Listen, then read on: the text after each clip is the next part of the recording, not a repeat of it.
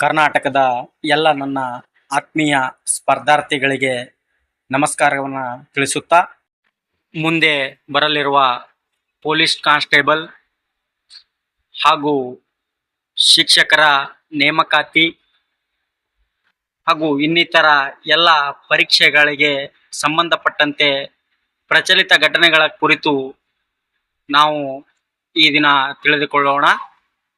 ಇನ್ನು ಯಾರೆಲ್ಲ ನಮ್ಮ ಚಾನಲ್ಗೆ ಸಬ್ಸ್ಕ್ರೈಬ್ ಆಗಿಲ್ಲ, ದಯವಿಟ್ಟು ಸಬ್ಸ್ಕ್ರೈಬ್ ಆಗಿ. ನಿಮ್ಮ ಪ್ರೋತ್ಸಾಹ ಬೆಂಬಲ ಅತಿ ಅವಶ್ಯಕವಿದ್ದು, ಇದು ನನ್ನ ಮೊದಲನೇ ಪ್ರಯತ್ನವಾಗಿರುತ್ತದೆ. ಏನಾದರೂ ಸಲಹೆ ಸೂಚನೆಗಳಿದ್ರೆ ಕಾಮೆಂಟ್ ಮಾಡಿ ಅಂತೇಳಿ ಹೇಳ್ತಾ ಇವತ್ತಿನ ತರಗತಿಯನ್ನು ಪ್ರಾರಂಭ ಮಾಡೋಣ. ಇವತ್ತಿನ ಮೊದಲನೇ ಪ್ರಶ್ನೆ, 2026ರ G7 ಶೃಂಗಸಭೆ ಎಲ್ಲಿ ನಡೆಯಲಿದೆ? ಎ. ಬ್ರಿಟನ್ನ ಲಂಡನ್, ಫ್ರಾನ್ಸ್ನ ವಿವಿಯನ್ ಲೆಸ್ಬೆನ್ಸ್, ಜರ್ಮನ್ನ ಬರ್ಲಿನ್, ಜಪಾನ್ನ ಟೋಕಿಯೋ.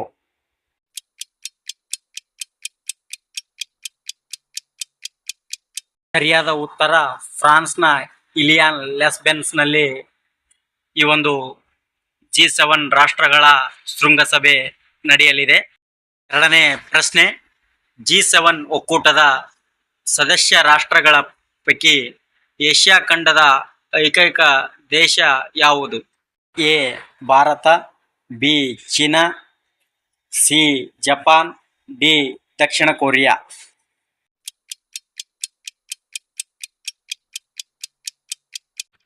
ಸರಿಯಾದ ಉತ್ತರ ಜಪಾನ್.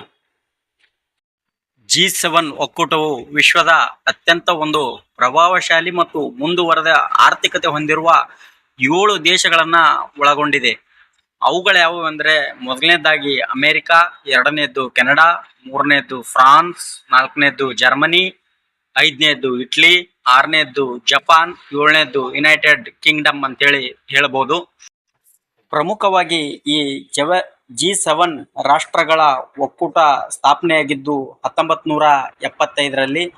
ಇದು ಸ್ಥಾಪನೆ ಆದಾಗ ಆರಂಭದಲ್ಲಿ ಕೇವಲ 6 ರಾಷ್ಟ್ರಗಳು ಮಾತ್ರ ಈ ಒಂದು ಸಂಘಟನೆಯಲ್ಲಿ ಇದ್ದು, ಆದರೆ 1976ರಲ್ಲಿ ಈ ಒಂದು G7 ಅಂತಕ್ಕಂಥ ರಾಷ್ಟ್ರಗಳ ಸಂಘಕ್ಕೆ ಕೆನಡಾ ಸೇರ್ಪಡೆ ಆಗುತ್ತೆ. ನಂತರ 1998ರಲ್ಲಿ 8ನೇ ರಾಷ್ಟ್ರವಾಗಿ ರಷ್ಯಾ ಸೇರ್ಪಡೆ ಆಗುತ್ತೆ. ಆದರೆ ಕೆಲವು ಕಾರಣಾಂತರಗಳಿಂದ 2014ರಲ್ಲಿ ರಷ್ಯಾವನ್ನ ಅಮಾನತುಗೊಳಿಸಿ ಕೇವಲ ಈಗ G7 ರಾಷ್ಟ್ರಗಳು ಮಾತ್ರ ಈ ಒಂದು ಸಂಘಟನೆಯಲ್ಲಿ ಮುಂದುವರೆದಿರುತ್ತವೆ. ಮುಂದಿನ ಪ್ರಶ್ನೆ, ರಷ್ಯಾವನ್ನ G8ನಿಂದ ಯಾವ ಕಾರಣಕ್ಕಾಗಿ ಹೊರಹಾಕಲಾಯಿತು? ಎ. ಆರ್ಥಿಕ ಕುಸಿತ, ಬಿ. ಕ್ರಿಮಿಯಾವನ್ನ ವಶಪಡಿಸಿಕೊಂಡಿದ್ದು, ಸಿ. ಪರಮಾಣು ಒಪ್ಪಂದ ಉಲ್ಲಂಘನೆ, ಡಿ. ಹವಾಮಾನ ವೇದಿಕೆಯಿಂದ ಹಿಂದೆ ಸರಿದಿದ್ದು. ಸರಿಯಾದ ಉತ್ತರ ಆಪ್ಷನ್ಸ್ ಬಿ, ಕ್ರಿಮಿಯಾವನ್ನ ವಶಪಡಿಸಿಕೊಂಡಿದ್ದು. 2014ರ ಮಾರ್ಚ್ 18ರಂದು ರಷ್ಯಾ ದೇಶ ಏನ್ ಮಾಡ್ತದ, ಕ್ರಿಮಿಯಾ ಪ್ರದೇಶವನ್ನ ತನ್ನ ಒಕ್ಕೂಟಕ್ಕೆ ಸೇರಿಸ್ಕೊಳ್ತದ. ಈ ಕ್ರಿಮಿಯಾ ದೇಶ ಮೊದಲು ಉಕ್ರೇನ್ ದೇಶದ ಒಂದು ಭಾಗವಾಗಿತ್ತು. ಅಂದ್ರೆ ಉಕ್ರೇನ್ ದೇಶದಲ್ಲಿ ಈ ಒಂದು ಕ್ರಿಮಿಯಾ ಅಂತಕ್ಕಂಥದ್ದು ಪ್ರದೇಶ ಬರ್ತಾ ಇರುತ್ತೆ. 2014 ಫೆಬ್ರವರಿಯಲ್ಲಿ ಉಕ್ರೇನ್ನಲ್ಲಿ ರಾಜಕೀಯ ಅಶಾಂತಿ ಉಂಟಾಗಿ ರಷ್ಯಾದ ಸೈನಿಕರು ಏನ್ ಮಾಡ್ತಾರೆ, ಕ್ರಿಮಿಯಾದ ಪ್ರಮುಖ ಪ್ರದೇಶಗಳನ್ನ ಏನ್ ಮಾಡ್ತಾರೆ, ತಮ್ಮ ನಿಯಂತ್ರಣಕ್ಕೆ ತೆಗೆದುಕೊಳ್ತಾರೆ. 2014ರ ಮಾರ್ಚ್ 16ರಂದು ಏನ್ ಮಾಡ್ತಾರ, ಕ್ರಿಮಿಯಾದಲ್ಲಿ ಜನಮತ ಸಮೀಕ್ಷೆಯನ್ನ ನಡೆಸ್ತಾರ. ಅದರ ಒಂದು ಭಾಗವಾಗಿ ಏನ್ ಮಾಡ್ತಾರ, ರಷ್ಯಾ ಆ ಸಮೀಕ್ಷೆಯ ಆಧಾರದ ಮೇಲೆ ಕ್ರಿಮಿಯಾವನ್ನ ತನ್ನ ದೇಶಕ್ಕೆ ಸೇರ್ಪಡೆಗೊಳಿಸುವ ಮೂಲಕ ಕ್ರಿಮಿಯಾ ರಷ್ಯಾದ ಒಂದು ಭಾಗವಾಗಿ ಸೇರ್ಪಡೆಗೊಳ್ಳುತ್ತೆ. ಈ ಕಾರಣಕ್ಕಾಗಿ ಏನಾಗುತ್ತೆ, G7 ಏನ್ ರಾಷ್ಟ್ರಗಳ ಸಂಘ ಇರುತ್ತೆ, G8 ಆಗಿ ಏನ್ ಸೇರ್ಪಡೆ ಆಗಿರುತ್ತೆ ರಷ್ಯಾ, ಈ ಕಾರಣಕ್ಕಾಗಿ G18 ಸದಸ್ಯತ್ವದಿಂದ ರಷ್ಯಾವನ್ನ ಕೈ ಬಿಡಲಾಗುತ್ತೆ. ಈಗ ಮುಂದಿನ ಪ್ರಶ್ನೆ, G7 ಶೃಂಗಸಭೆಗೆ ಭಾರತವನ್ನ ಯಾವ ಸ್ಥಾನದಲ್ಲಿ ಆಹ್ವಾನಿಸಲಾಗುತ್ತದೆ? ಆಪ್ಷನ್ಸ್ ಎ, ಸ್ಥಾಯಿ ಸದಸ್ಯ ರಾಷ್ಟ್ರ, ಆಪ್ಷನ್ಸ್ ಬಿ, ವಿಶೇಷ ಆಹ್ವಾನಿತ ರಾಷ್ಟ್ರ, ಆಪ್ಷನ್ ಸಿ, ವೀಕ್ಷಕ ರಾಷ್ಟ್ರ, ಆಪ್ಷನ್ಸ್ ಡಿ, ಸಹ ಅಧ್ಯಕ್ಷ ರಾಷ್ಟ್ರ.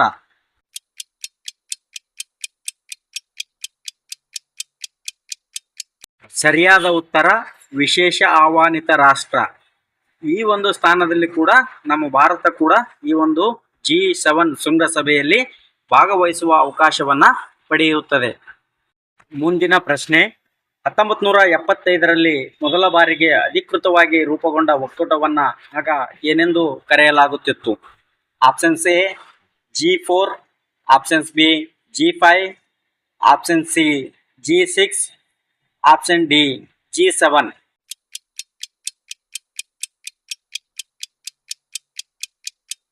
ಸರಿಯಾದ ಉತ್ತರ ಆಪ್ಷನ್ ಸಿ G6. ಈ ಒಂದು G7 ಸಂಘಟನೆ 1975ರಲ್ಲಿ ಏನು ಪ್ರಾರಂಭ ಆಗುತ್ತೆ, ಆ ವೇಳೆಯಲ್ಲಿ ಸದಸ್ಯ ರಾಷ್ಟ್ರಗಳ ಸಂಖ್ಯೆ ಕೇವಲ 6 ಇರುತ್ತೆ. ಮುಂದಿನ ಪ್ರಶ್ನೆ, 2026ರ ಏಪ್ರಿಲ್ನಲ್ಲಿ ನಡೆದ ಸಮೀಕ್ಷೆಯ ಪ್ರಕಾರ ನೀಲಗಿರಿಯ ತಹರ್ ಸಂತತಿಯ ಅಂದಾಜು ಸಂಖ್ಯೆ ಎಷ್ಟು? Options A 1031, options B 1303, option C 1364, options D 1425.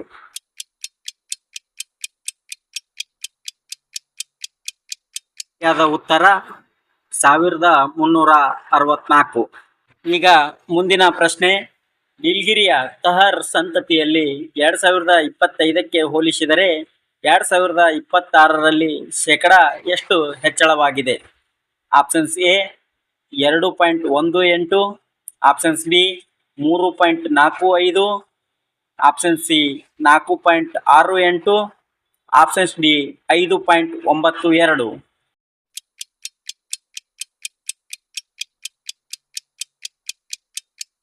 ಸರಿಯಾದ ಉತ್ತರ ಆಪ್ಷನ್ ಸಿ 4.68. ಈಗ ಮುಂದಿನ ಪ್ರಶ್ನೆ, ತಮಿಳುನಾಡಿನ ಯಾವ ಅರಣ್ಯ ವಿಭಾಗದಲ್ಲಿ ಅತಿ ಹೆಚ್ಚು ನೀಲಗಿರಿ ತಹರ್ಗಳು ಪತ್ತೆಯಾಗಿವೆ?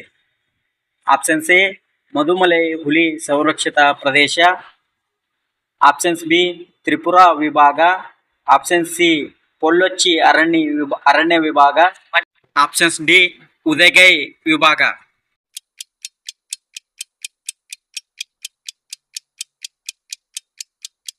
ಸರಿಯಾದ ಉತ್ತರ ಪೊಲ್ಲೊಚ್ಚಿ ಅರಣ್ಯ ವಿಭಾಗ.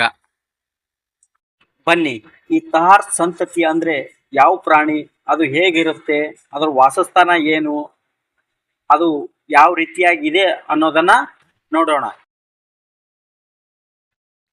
ತಹರ್ ಅಥವಾ ತಹರಿ ಈ ಒಂದು ಪ್ರಾಣಿ ಒಂದು ಪರ್ವತ ಪ್ರದೇಶಗಳಲ್ಲಿ ವಾಸಿಸುವ ಮೇಕೆ ಜಾತಿಯ ಕಾಡು ಪ್ರಾಣಿಯಾಗಿರುತ್ತದೆ.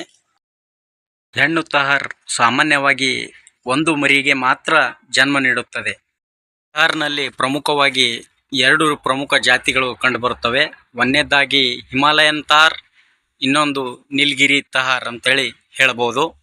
ಇದು ಯಾವ ರೀತಿ ಇರುತ್ತದೆ ಅಂದರೆ, ನಮ್ಮಲ್ಲಿ ಸಾಮಾನ್ಯವಾಗಿ ಆಡು ಮತ್ತು ಮೇಕೆ ಇರುತ್ತವಲ್ಲ, ಅದೇ ಹೋಲಿಕೆಯನ್ನು ಈ ಒಂದು ತಹರ್ ಜಾತಿಯ ಕಾಡು ಪ್ರಾಣಿ ಹೊಂದಿರುತ್ತದೆ.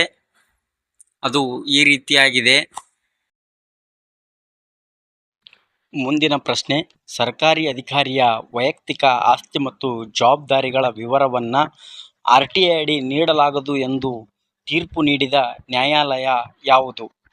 A supreme court, B Karnataka high court, C Madras high court, D Mumbai high court.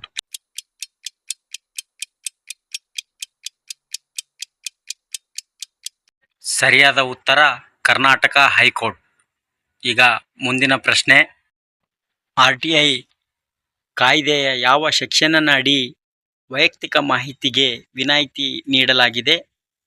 Options A section 6(1), options B section 8(1)(ಜೆ), option C section 11(2), options D section 4(1)(ಬಿ.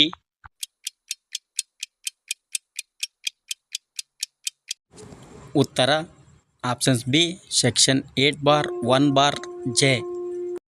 ಮುಂದಿನ ಪ್ರಶ್ನೆ, ಭಾರತದ ಮುಂದಿನ ಸೇನಾ ಮುಖ್ಯಸ್ಥರಾಗಿ ನೇಮಕಗೊಂಡವರು ಯಾರು? Options A Upendra Dwivedi, options B Dhiraj Seth, option C Manoj Pande, options D Anil Chauhan.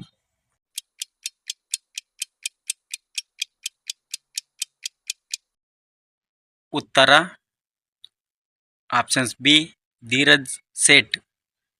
ಮುಂದಿನ ಪ್ರಶ್ನೆ, G7 ಶೃಂಗಸಭೆಯಲ್ಲಿ ಭಾರತದ ಪರವಾಗಿ ಭಾಗವಹಿಸಲಿರುವವರು ಯಾರು? Options A Amit Shah, options B S Jaishankar, option C Narendra Modi, options D Rajnath Singh.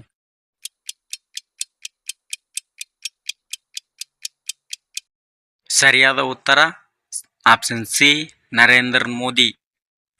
ಮುಂದಿನ ಪ್ರಶ್ನೆ, ಒಡಿಶಾ ಸರ್ಕಾರ ಯಾವ ಯೋಜನೆಯನ್ನು ಘೋಷಿಸಿದೆ?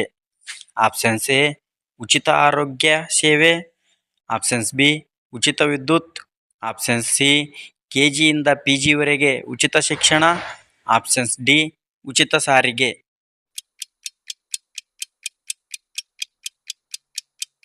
ಸರಿಯಾದ ಉತ್ತರ ಆಪ್ಷನ್ ಸಿ KGಯಿಂದ PGವರೆಗೆ ಉಚಿತ ಶಿಕ್ಷಣ.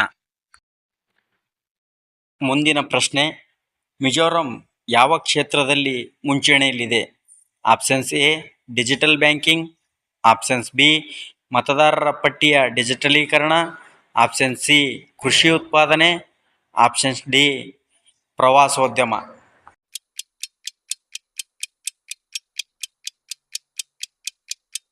ಸರಿಯಾದ ಉತ್ತರ ಆಪ್ಷನ್ಸ್ ಬಿ ಮತದಾರರ ಪಟ್ಟಿಯ ಡಿಜಿಟಲೀಕರಣ.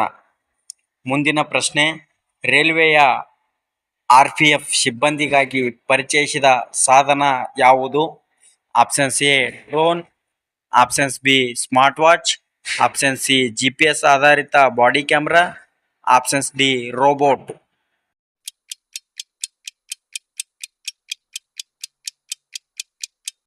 ಸರಿಯಾದ ಉತ್ತರ ಆಪ್ಷನ್ ಸಿ GPS ಆಧಾರಿತ ಬಾಡಿ ಕ್ಯಾಮ್ರಾ. ಮುಂದಿನ ಪ್ರಶ್ನೆ, ಪ್ರಾಜೆಕ್ಟ್ ಕುಶ್ ಯಾವ ಕ್ಷೇತ್ರಕ್ಕೆ ಸಂಬಂಧಿಸಿದೆ?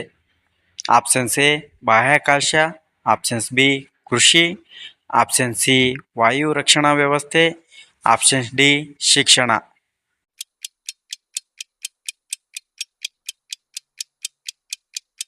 ಸರಿಯಾದ ಉತ್ತರ ಆಪ್ಷನ್ ಸಿ ವಾಯು ರಕ್ಷಣಾ ವ್ಯವಸ್ಥೆ. Thanks for watching. Please subscribe, like, comment and share. ಧನ್ಯವಾದಗಳು.